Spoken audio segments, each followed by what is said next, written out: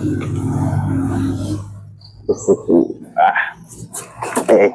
ceng. Cenjang sih ceng. Ayo cenjang. Oke, tolong lagi Pak. Oke, bismillah. Assalamualaikum warahmatullahi wabarakatuh. Waalaikumsalam warahmatullahi wabarakatuh. Alhamdulillah, assalatu wassalamu ala rasulillah wa ala alihi wa man wala amma ba'du.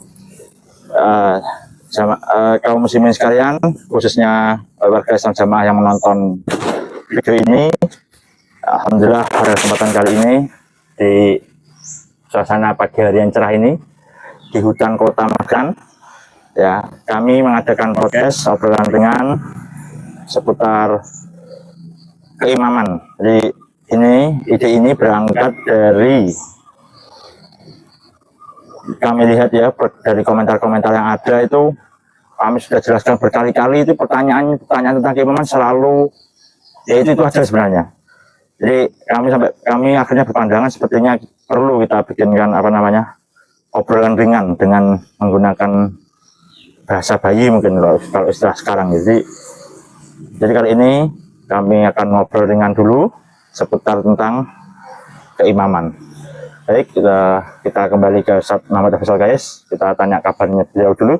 Bagaimana Ustaz kabarnya hari ini? Alhamdulillah, pulihal. Ya, alhamdulillah. Sehat ya Ustaz ya? Alhamdulillah sehat. Ini lagi musim hujan ini banyak yang sakit. Di sini juga banyak nyamuk. Jadi untuk para pemirsa ya jangan lupa jaga kesehatan, jaga tidur, jaga pola makan, ya, kelola stres dengan baik ya agar bisa menjalani aktivitas sehari-hari dengan baik agar bisa menopang kita untuk beribadah.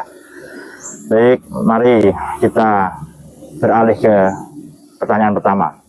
Baik Ustaz, sebenarnya imam itu apa Ustaz? Imam itu kalau dalam Al-Quran itu imam itu adalah tokoh, orang yang ditokohkan, atau seorang pemimpin, atau seorang panutan. Nah, imam ini bisa seperti panutan menuju arah ke surga, panutan yang baik, panutan yang soleh, dan juga bisa mengajak pengikutnya menuju ke neraka. Makanya Allah Subhanahu wa taala mengatakan dalam Al-Qur'an surat Al-Anbiya itu waja'alnahum a'immatan yahduna bi amrina. Kami menjadikan imam-imam, tokoh-tokoh, pemimpin-pemimpin yang menunjukkan perkara-perkara kami, perintah-perintah kami. Wa ja'alna lil muttaqina imama. Kami jadikan pemimpin orang-orang yang takwa. Kemudian itu pemimpin panutan yang ke arah yang baik. Ada panutan yang ke arah yang buruk. Makanya dalam Al-Qur'an Allah juga menjelaskan wa ja'alnahum a'immatan yad'una ilan nar. Kami menjadikan panutan-panutan yang mengajak mereka menuju neraka. Jadi inti dari imam itu adalah pemimpin kita, panutan kita, tokoh yang kita tokohkan, itulah imam. Oh, berarti kalau ke bahasa sekarang tuh influencer saja. Kayak kita jadi followernya aja. Ya, itu bisa panutannya kita. Ya. Oke, Zat. Terus gini, Zat. Imam itu kan gini, para mantan itu kan selalu teriak-teriak ya konsisten. Imam Islam jamaah atau Amir Islam jamaah itu tidak sah karena tidak punya kewenangan, tidak punya wilayah, tidak punya tentara. Lalu kenapa ada ulama yang disebut imam ya, seperti Imam Bukhari, Imam Syafi'i, Imam Malik ya, seperti itu. Itu imam seperti ulama itu memang imam atau kutuwah, contoh atau panutan, kutuwah itu panutan. Karena inal ulama warafatul anbiya, kata Rasulullah SAW. Imam itu adalah warisan dari para nabi. Ya, diwaris apa? Ilmunya. Jadi ketika kita membutuhkan ilmu, maka yang kita cari adalah ulama. Makanya ulama-ulama itu menyebutkan seperti Imam Bukhari itu dikatakan sebagai imamul muhaddisin, imamnya para ahli hadis. Kemudian sahih. Imam Muslim disebut sebagai imamu ahli sahih. Jadi imamnya untuk orang-orang yang mempunyai hadis sahih itu ya di Muslim itu. Ada lagi Imam Ahmad itu disebut sebagai Imam Ahli Sunnah wal Jamaah, itu Imam Ahmad bin Hambal. Kemudian Imam Murai, ada lagi Abu Hanifah itu sebagai imam, orang yang berbanding, orang yang ra'i. Kemudian Imam Syafi'i disebut sebagai imam fikih atau usul fikih itu karena menciptakan pertama kali Ar-Risalah itu, kitab Ar-Risalah itu kan kitab-kitab usul fikih itu pertama kali Imam Syafi'i ini, makanya Imam Syafi'i disebut sebagai imam fikih. Ya itu Imam Nahwu Saraf. Kemudian ada lagi yang Imam Qiraat, itu Qiraat Sab'ah, ada 7 imam Hafiz, 7 imam qiraat bacaan, salah satunya itu Hafiz itu yang paling masyhur bacaannya kita pakai itu yang masyhur itu mereka dikatakan imam karena punya keahlian sendiri-sendiri di bidangnya, dan karena itu diikuti saja. Dan itu diikuti oleh kaum muslimin dan diakui juga oleh kaum muslimin. Nah, terus kenapa kok mantan itu selalu resolusi Bapak Imam? Karena Bapak Imam Islam Jamaah mendudukan dirinya, keimaman itu, jadi imam dalam masalah syiasah, dalam masalah politik itu memang ada 2, A'immatus Sukra dan A'immatul Kubra atau A'immatul Utsma. Kepemimpinan dalam skala besar itu seperti khilafah, berbeat harus kepadanya, harus tunduk dan patuh kepadanya dalam hal yang ma'ruf. Itu memang karena punya otoritas kekuasaan diakui dan umat Islam memang sepakat. Sedangkan A'immatul Sukra, keimaman yang skalanya kecil, itu termasuk Islam Jamaah. Dia mendirikan keimaman tapi harusnya karena skalanya kecil dan syarat-syarat keimaman tidak terpenuhi, maka hukumnya ini bukan A'immatul Utsma, bukan keimaman yang skalanya tinggi, khalifah itu bukan. Sedangkan baiat, ancaman baiat itu berlaku bagi A'immatul Utsma, Imamul A'zam itu berlaku. Sedangkan untuk Islam Jamaah, imamnya itu tidak berlaku karena syarat-syaratnya tidak terpenuhi. Inilah yang dimaksud seperti A'immatus Sukra, imam yang dari skala kecil. Ini sama seperti apa tadi, kiai kampung atau ormas, ketua ormas itu sama. Jadi ketika keluar dari kepemimpinan mereka, hukumnya bukan murtad, tidak taat kepada imamnya, hukumnya bukan mati jahiliyah. Itu harus bisa memposisikan imam Islam Jamaah itu posisinya di mana. Lagi nih, mungkin antum bisa mewakili para mantan. Kenapa gimana menjawab tudingan para mantan itu sakit hati ingin ngerebut keimaman? itu kan selalu dilekatkan kepada. Memang ada narasi seperti itu dalam Islam Jamaah. Orang yang keluar dari Islam Jamaah dulu dikatakan pengen jadi imam. Bahkan saya sendiri pun juga dulu katanya diisukan pengen jadi imam daerah. La haula wala quwata illa billah. Gitu kan, diisukan pengen jadi imam daerah. Yang di pusat ingin jadi imam pusat, berarti orang-orang rebutan jadi imam. Itu sebenarnya alasan orang-orang yang bingung itu, alasan orang yang bingung. Kami para mantan, orang-orang yang keluar dari Islam Jamaah itu sebenarnya mempunyai niat yang baik, mempunyai niat baik untuk menasihati saudara kami yang ada di Islam Jamaah. Kita nasihati, biar tahu posisi Islam Jamaah itu imamnya seperti apa, gitu. Biar tahu. Seperti yang saya gambarkan kemarin di dalam tulisan terbaru itu. Yang di postingan terbaru itu kan saya dudukkan bahwa Islam Jamaah ini sebagaimana sekolahan, satu sekolah itu kan katakanlah ini Islam. Ada kepala sekolahnya. Nah, kepala sekolahnya adalah pimpinan dari sekolah ini, pimpinan. Semua orang tahu bahwa si bapaknya ini, kepala sekolah ini adalah pimpinan sekolah ini. Nah, Islam Jamaah adalah bagian dari sekolah ini, tapi kelas, jadi ketua kelas, katakanlah satu kelas, ketuanya adalah Islam Jamaah ini. Apakah mungkin ketika imam kepala sekolahnya ini tidak hadir di sekolahan, kemudian dia lantas kedudukannya menjadi kepala sekolah? Kan tidak mungkin. Apakah mungkin ketika ada salah satu dari anggotanya yang pindah kelas kemudian dihukumi murtad, pindah kelas yang lain, kan masih satu sekolahan. Nah, sama dalam Islam Jamaah, orang yang keluar dari Islam Jamaah itu tidak bisa dihukumi murtad, tidak bisa diancam sebagaimana ancaman mati jahiliyah, karena kedudukannya Islam Jamaah ini hanyalah komunitas saja. bukan Jamaatul Muslimin, kelompok terbesar dari kaum muslimin itu bukan. Itu yang harus dipahami. Nah, ya, jadi sekali lagi ya, yang para mantan yang sering menyerang kami ini ya, bahwa kami itu pas sakit hati ingin merebut keimaman tapi nggak dapat, jadi akhirnya deblek ya, itu tidak benar, Ustaz. Tidak benar ya para pemirsa. Oke, baik, kita lanjutkan tanyaannya. Sebenarnya apakah setiap yang disebut imam itu punya wewenang untuk berijtihad? Ijtihad itu adalah mengeluarkan kemampuan untuk menggali ilmu dari Al-Quran dan hadis. Ini ulama seperti Imam Syafi'i itu ada memberikan syarat bagi seorang mufti atau mujtahid, itu ada syaratnya. Yang pertama, dia menghafal Al-Quran. Jadi betul-betul menghafal Al-Quran dan tahu tafsirnya. Tafsirnya tahu. Kemudian juga mengetahui ilmu hadis dan ulumul hadis. Mustalahul hadis tahu semua, dia tahu. Kemudian tahu tentang ijma sahabat, ijma kaum muslimin tahu. Jadi tahu, mengetahui ilmu qiyas. Analogi ilmu qiyas, mengetahui. Kemudian dia juga adil. Punya sifat adil. Jadi ketika dia menentukan hukum, maka boleh. Itu syarat-syaratnya. Itu memang dalam orang mujtahid itu memang ada persyaratan tertentu, dan ini memang sudah ditanyakan di zaman Rasulullah sudah ada, seperti Mu'adz bin Jabal itu ketika diutus ke Yaman itu kan dijadikan qadhi di sana.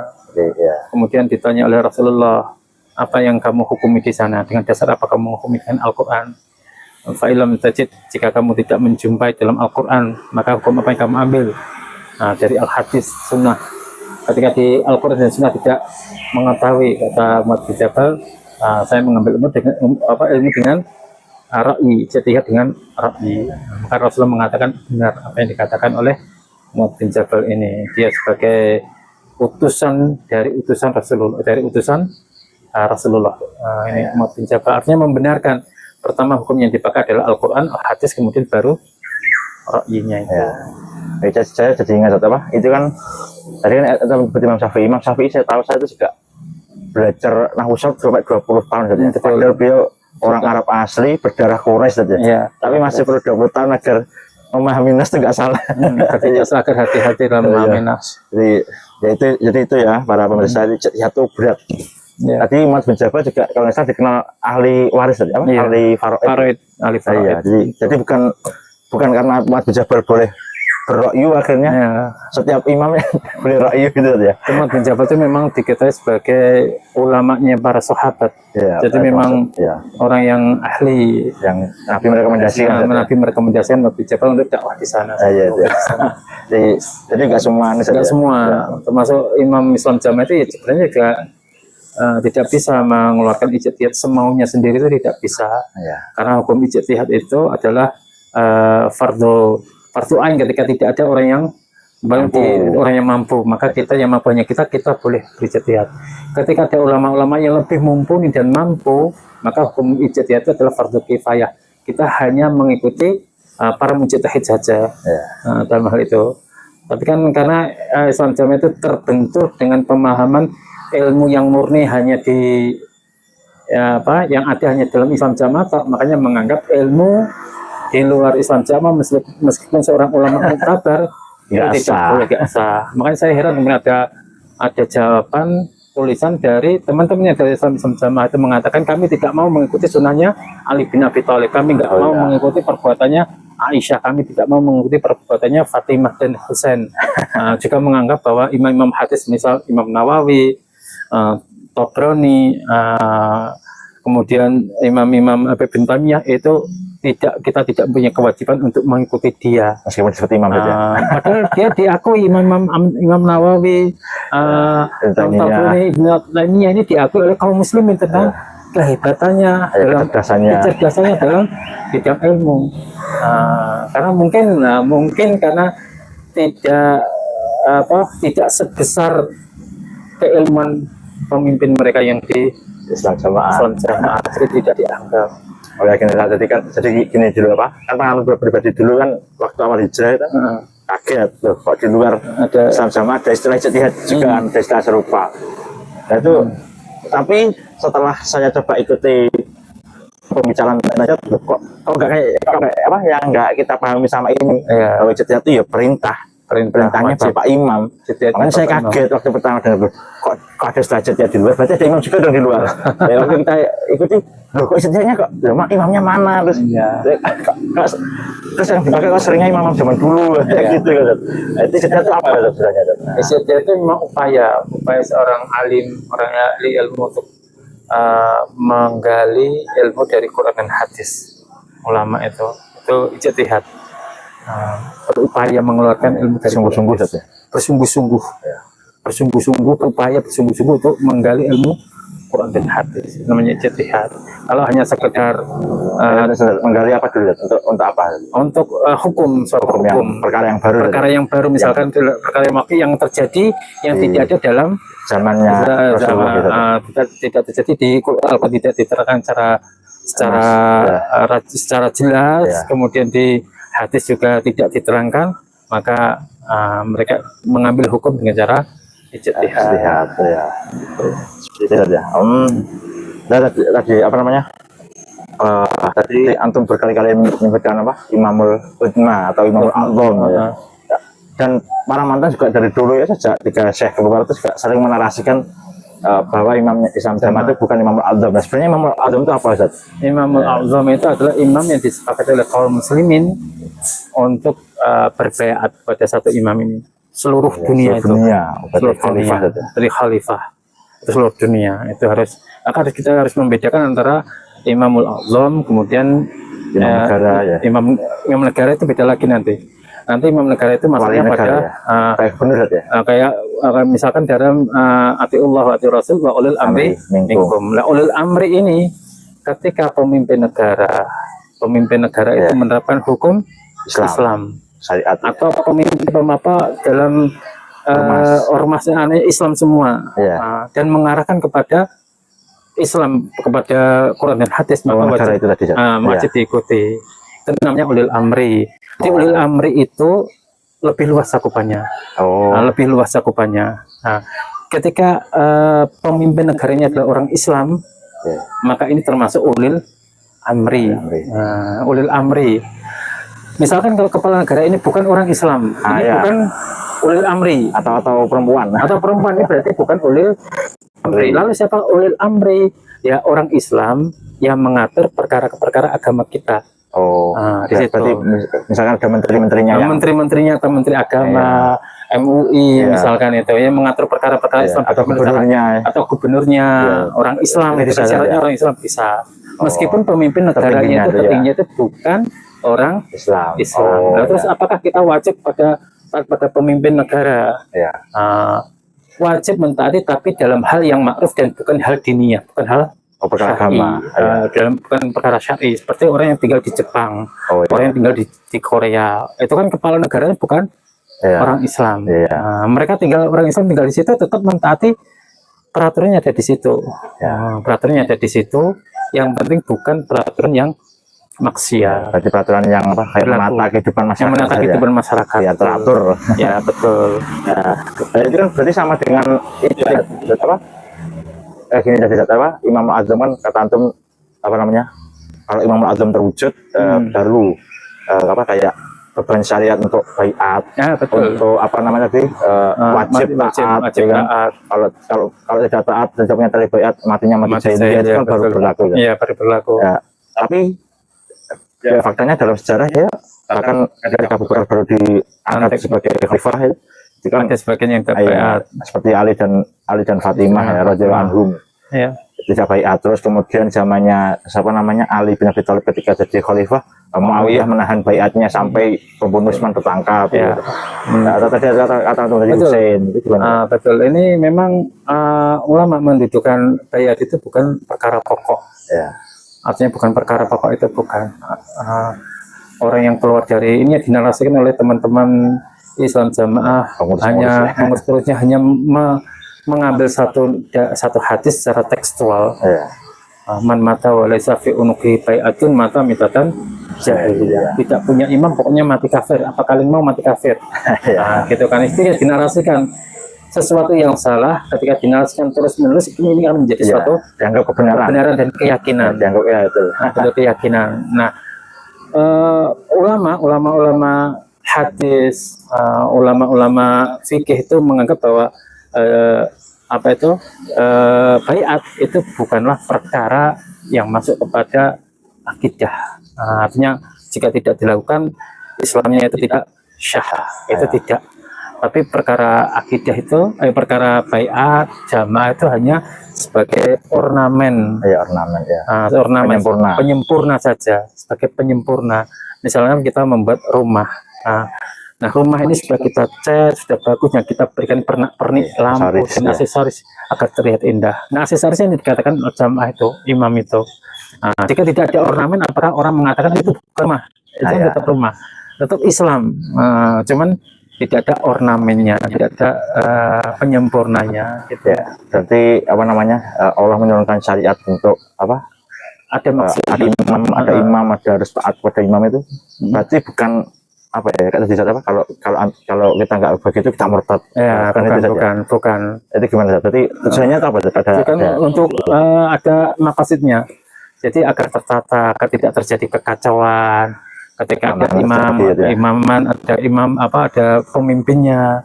Makanya ada hadis yang menjelaskan itu safir itu ketika kamu melakukan safar, maka tunjuklah salah satu sebagai imam safar, itu agar tidak terjadi kekacauan di dalam safar. Begitupun ketika menetap. Ketika menetap, siapa yang menjadi imam?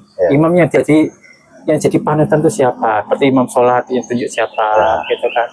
Makanya ketika kita memasuki suatu daerah yang tidak ada pemimpinnya, itu memang dilarang. Suatu wilayah tidak ada pemimpinnya, kata Umar bin Khattab, jangan masuk. Itu karena untuk menjaga diri ketika terjadi konflik perebutan kekuasaan. Itu kan imamnya belum terwujud itu. Siapa penguasanya itu belum terwujud. Kita tidak boleh masuk itu. Karena membahayakan nyawa. Berarti hifdzun nafsi, menjaga jiwa. Itu tadi kan kalau kita lihat konteks sejarah kan Aus dan Khosrow perang berabad-abad dan makanya syariat turun dan mewajibkan kan supaya itu hasil saja bukan sampai orang itu nggak aneh berarti nggak Islam. Itu yang dinarasikan yang terus menerus dalam Islam jamaah. Makanya itu membalung sistem di baratnya. Kalau nggak melepuh dilebok-lebok nih. Kalau nggak paham difaham-faham. Udah Allah. Lama nggak terus itu. Sesuatu yang nggak masuk akal dimasuk-masuk. Padahal kita diberikan akal oleh Allah untuk berpikir. Itu berpikir. Settingan pabriknya kalau dapat kalau dengar wahyu ya pasti nerima. Karena diberi akal tadi. Fitrahnya manusia itu menerima kebenaran sebenarnya. Ketika kebenaran ini tidak sesuai, maka fitrahnya manusia ada janggal. Itu ada janggal. Aneh. Makanya dalam Islam jamaah, teman-teman dalam Islam jamaah, coba jujur pemahaman jenengan Islam yang jenengan imam yang jenengan baik itu sebenarnya imam yang kapasitasnya seperti apa, punya kekuatan apa enggak, punya kelayakan apa enggak, disebut sebagai imamul kubra, imamul utsma, imamul a'zam. Kalau tidak itu berarti dalil-dalil yang mengatakan keluar dari ketaatannya hukumnya murtad, hukumnya mati jahiliyah itu tidak berlaku semua. Nah, gini kita kan sebagai umat Islam banyak Rasulullah itu kan dituntut untuk pertengahan yang yang mutawasid. Atau kalau istilah sekarang yang moderat. Nah, umat yang moderat.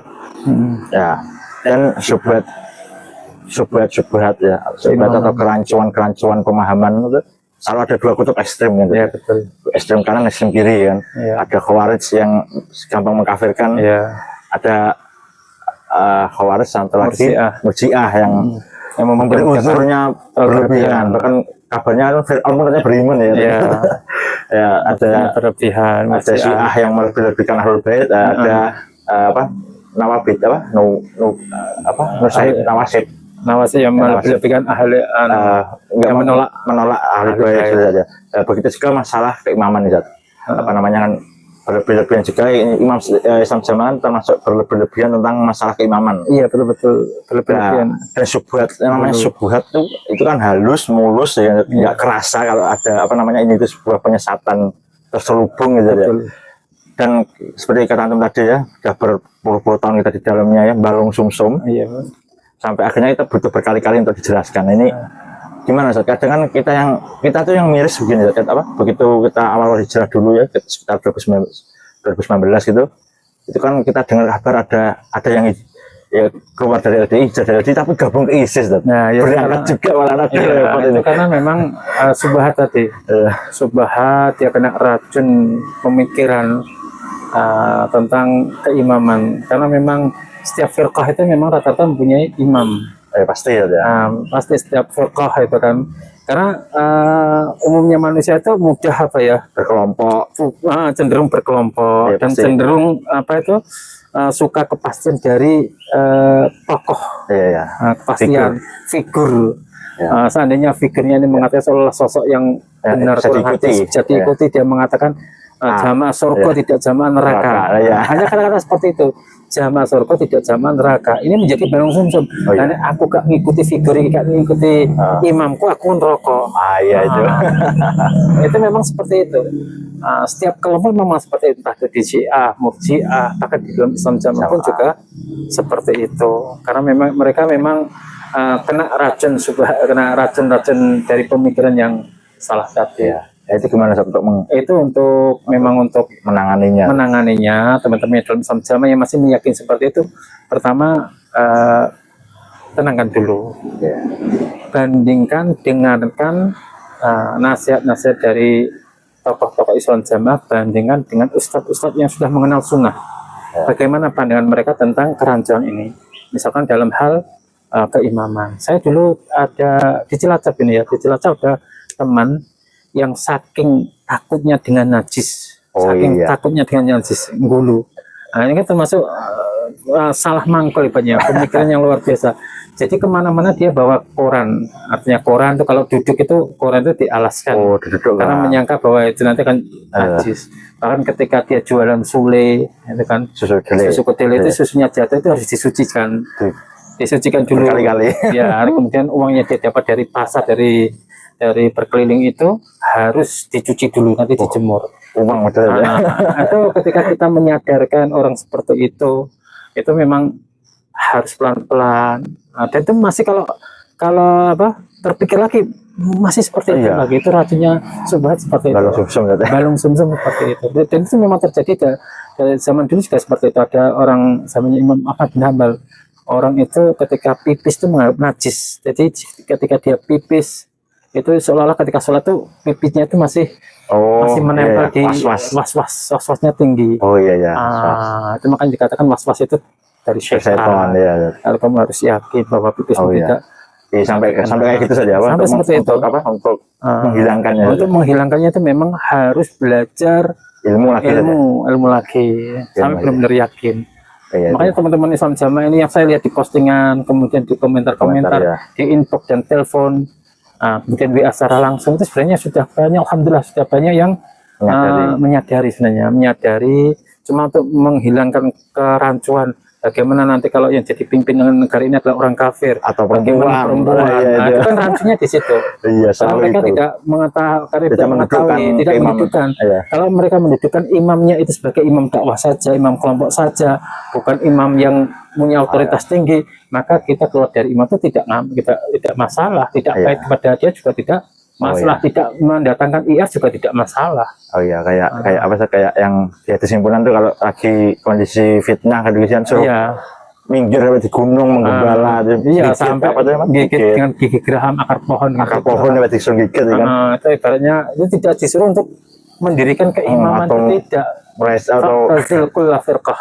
Itu kan menghindari semua firqah ketika terjadi kekacauan itu, semua mengaku benar, semua mengaku benar, terjadi fitnah, perang sipil. Berarti kembali ke maksud tadi saja. Berarti kalau kita ikut salah satu, nyawa kita nggak aman. Akhirnya malah disuruh pergi, disuruh menghindari.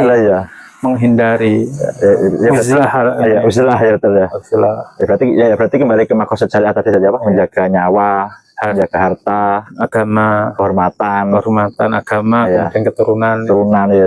Iya. Ya, ya itu. Jadi para pemirsa, jadi posisikan syariat Islam, apapun itu syariatnya. Bahkan kita aja kadang kalau kondisi darurat boleh makan yang halal Iya. ya. Karena nyawa kita bahaya kalau nggak makan kan. Ad-darurat itu Iya. bihal mahdurah. Itu makanya apa namanya? Kenapa syariat turun tuh untuk menjaga keberlangsungan hidup manusia ya. Iya. Oh, tadi apa pertanyaan yang titipan tadi dari netizen yang nulis di kolom komentar Jaga Mengaji ya. Jadi bagaimana seandainya imam misal jamaah selanjutnya ini adalah hasil utusan yang pernah mondok di Mekah itu, kemudian karena sudah menjadi amir, sudah punya wewenang, sudah didengar ya, beliau akhirnya memerintahkan atau mengajarkan yang intinya ya kembali ke pemahaman salafus soleh. Ya itu gimana sikap apa para jamaah nanti ya?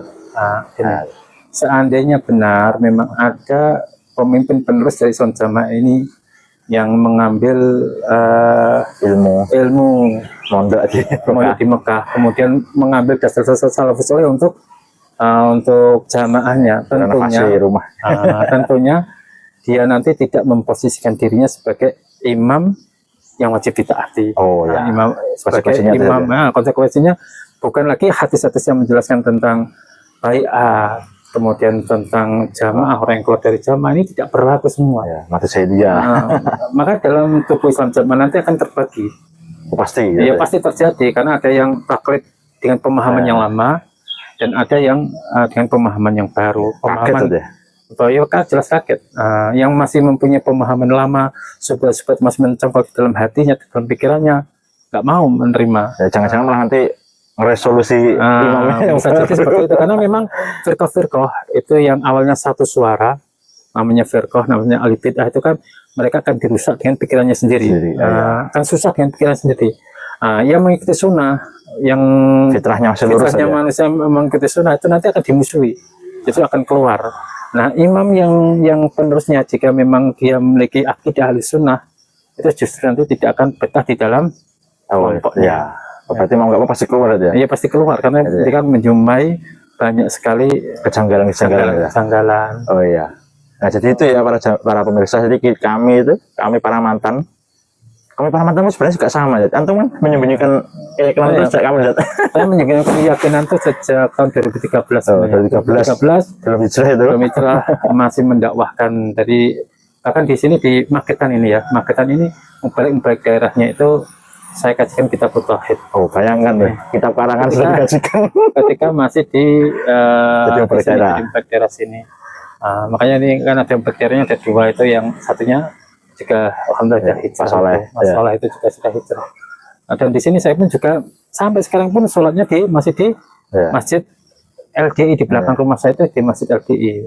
Pertama kali hijrah itu memang ada bentrok fisik, artinya biasa. Cekcok, artinya orang-orang pengurus itu memang tidak membolehkan saya sholat di belakang. Padahal itu masjid wakaf dari bapak orang tua.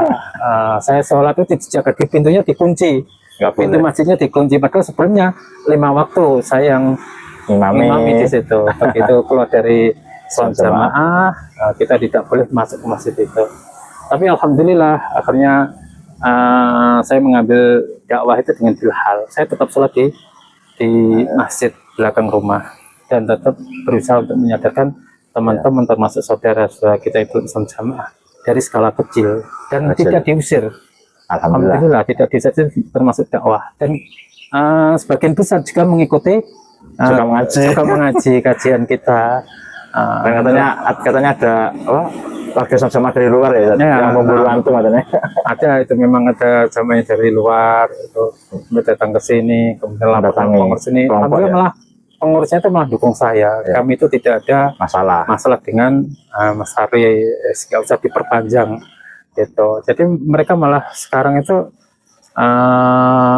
kalau pemahaman memang sebagian ada yang masih memahami imamnya sebagai imam yang syah di negara Indonesia, tapi sebagian lagi sudah tidak.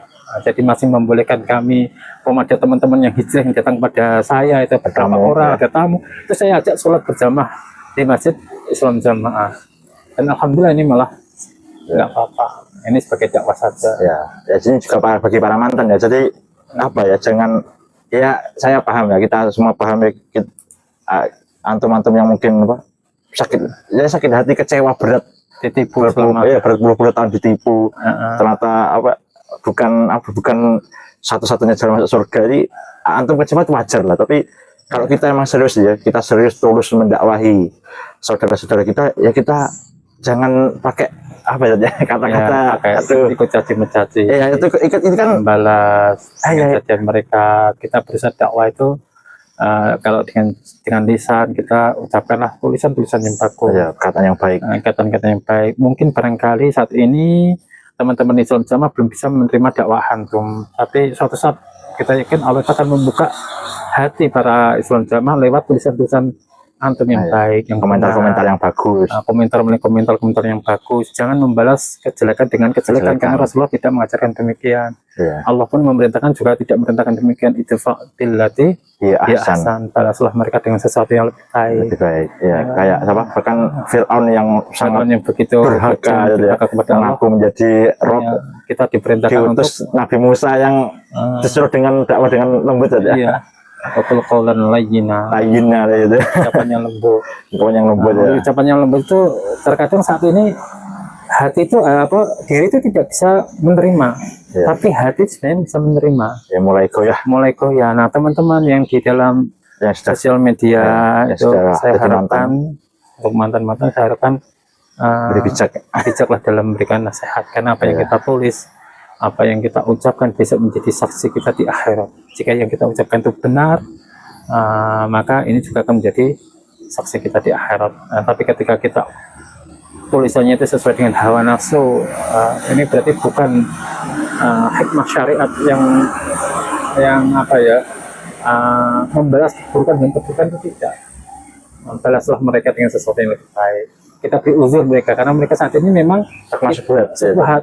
Jenengan pun sebelum jadi mantan, pas waktu masih di Islam Jamaah, itu pun ketika diserang oleh orang luar itu juga tidak bisa membela diri. Itu sama seperti yang dirasakan oleh Islam Jamaah saat ini. Makanya mereka itu butuh bimbingan, butuh arahan, bukan butuh hujatan-hujatan kita. Jadi kita rangkul, kita berikan penjelasan yang benar sesuai dengan Quran, hadis, dan pemahaman salaful ummah, salafus saleh. Gitu. Ya, insya Allah mereka nggak lebih buruk daripada Fir'aun saja. Itu. Mungkin ada lagi yang saya sampaikan. Salah cukup ya, baik. Jadi itu ya para pemirsa. Jadi kami ini para mantan ya. Sekali lagi saya tegaskan, kami para mantan tuh tulus untuk menasihati adinun nasihat. Kita ingin ya seperti gambaran zaman dulu saja waktu di Sokam ya. Apa namanya? Kalau gimana dulu yang realnya gimana? Dulu ketika dalam Islam Jamaah itu kan ketika ada orang yang tidur di rel kereta api, kemudian keretanya mau lewat, dibilang nggak bisa. Ada orang yang berikan nasihat, Mas ada kereta yang mau lewat, itu nggak tidur. Kemudian kita tarik, mungkin ada yang luka tangannya atau kakinya atau kepalanya. Tapi seandainya dia tahu kalau tidak ditarik akan ditabrak kereta api, dia pasti akan bersyukur. Nah, kita juga demikian. Mungkin tulisan-tulisan saya minta maaf, benar-benar minta maaf pada teman-teman Islam Jamaah. Mungkin tulisan-tulisan saya itu menyinggung perasaan jenengan, menggoyahkan hati jenengan, membuat masalah di pikiran jenengan. Tapi itu benar-benar tulis dari hati, pengalaman dari hati, dan semoga kita semua bisa mengambil hikmahnya. Jangan dulu dari belajar sudah mulai nggak takbir saja. Hijrahnya kapan? Hijrahnya itu tahun 2018. 18 awal akhir itu pas awal 3 Syekh Dinan aktifan 2018. Nah, itu sebenarnya sudah mulai sudah ya. Sudah toh. Saya kan 2019 itu sudah mulai pengusiran itu. Pengusiran. 2018 itu masih baru Dinan aktif. Dan Dinan waktu masih di dalam Islam Jamaah itu kira-kira gimana yang ini ada pertanyaan juga nih, saya baru ingat kira-kira gimana bagi para bunglon sekarang yang jadi dapur pengurus, dapur balik, mereka dalam hati sebenarnya mengingkari, tapi mau nggak mau kalau disuruh nasihat ya harus menasihatkan itu. Ya, begini. Bagi teman-teman yang saat ini masih di Islam Jamaah, sedangkan pemahaman itu sudah mengikuti salafus sholah, sudah tahu kebenaran. Ketika antum belum mampu untuk hijrah, hal pertama yang kita tahu adalah pengingkaran. Harus kita ingkari dulu bahwa dalam Islam Jamaah itu memang salah memahami hadis ayat ini, gitu kan? Dalam masalah imam, dalam masalah baiat, dalam masalah jamaah, itu salah semua, salah. Pertama itu, kalau sudah ada pengingkaran, ya kan, kita mulai cari pulihan. Cari pulihannya itu bisa kita mengkaji. Kalau sekarang kan lebih mudah, lewat YouTube itu kan ada kajian-kajian YouTube.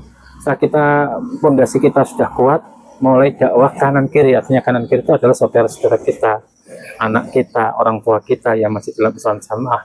Kita beritahu, Pak, ini sebenarnya kita salah. Saya itu pernah berdebat dengan bapak saya tahun 2015 sebelum beliau meninggal, itu masalah takfir itu sampai jam 3 pagi. Kemudian bapak itu baru menyadari ternyata takfir itu salah, baru bisa memahami. Akhirnya dulu yang nasihatnya itu mengkafir-kafirkan orang di luar jamaah, akhirnya berubah. Nah, itu maksud saya juga seperti itu. Ketika kita berdakwah sebagai cari pulihan, kita dari diri sendiri. Ketika kita sudah kuat, sudah kokoh, baru kita nasihat, pada diskusi kepada anak, istri, orang tua kita yang masih dalam Islam Jamaah. Insya Allah dengan niat kita yang tulus, niat kita yang baik, Allah akan memudahkan jalan kita. Gitu. Oke, cukup sekian. Semoga bermanfaat ya. Subhanakallahumma wa bihamdika, asyhadu an la ilaha illa anta, astaghfiruka wa atubu ilaik. Wassalamualaikum warahmatullahi wabarakatuh. Waalaikumsalam warahmatullahi wabarakatuh. Ceng, apakah bermasalah lagi? Kok kayak bermasalah lagi? Allah.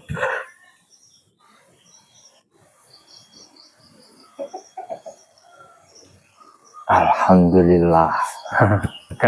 Live-nya bermasalah tapi rekamannya